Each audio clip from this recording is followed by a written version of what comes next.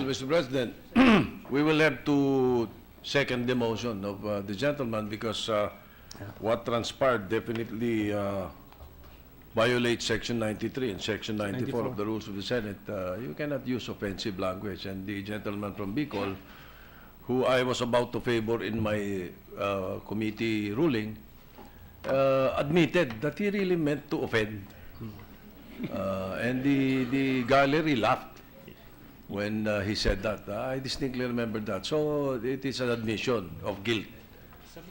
So before that happens, I will have to second the motion of the gentleman to strike off the record these statements, Mr. President.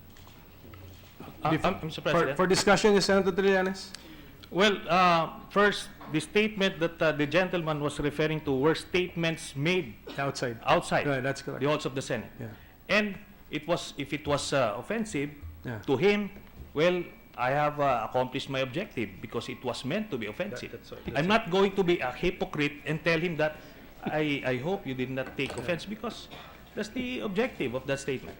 Now, as to the words that would be stricken off the record, let us review first the transcript because he also used the same words directed to this representation. So fair is fair, Mr. President.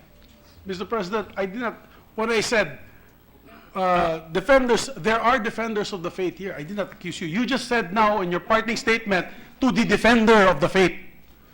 I did not, yes, but I did not mention you. Senator Zubiri, Mr. President. can I interject?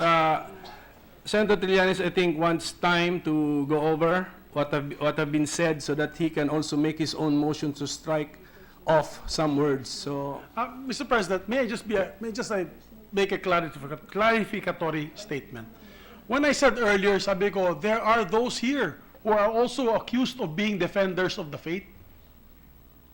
That's different from saying that he was a defender of the faith.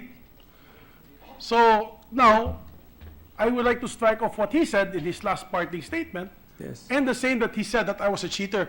Wala na tayong magagawa doon sa whitewash. Kasi sa whitewash, Mr. President, that's all right. Can we give him also time so that he can also Yes. make a proper motion? Before we go into a suspension that I would move for, Mr. President, let me just place on record so that our colleagues and the presiding officer can look into the interpretation of both sections. Yeah. When you say Section 93, acts and language which offend the senator or any public institution shall be deemed unparliamentary, you are correct when you said that offensive language was said in the media and not in the Senate. So that will not fall under this category. But Section 94 is very clear. No senator under any circumstances shall use offensive or improper language against another senator or against any public. Ano ibig sabihin ng under any circumstances? So with that, Mr. President, I move to suspend at isipin natin mabuti yung mga sinasabi natin bago tayo Any tira ng objections? tira. Senator Trillanes is raising his hand. Yes, sir. Just one point along the lines mentioned by the majority leader.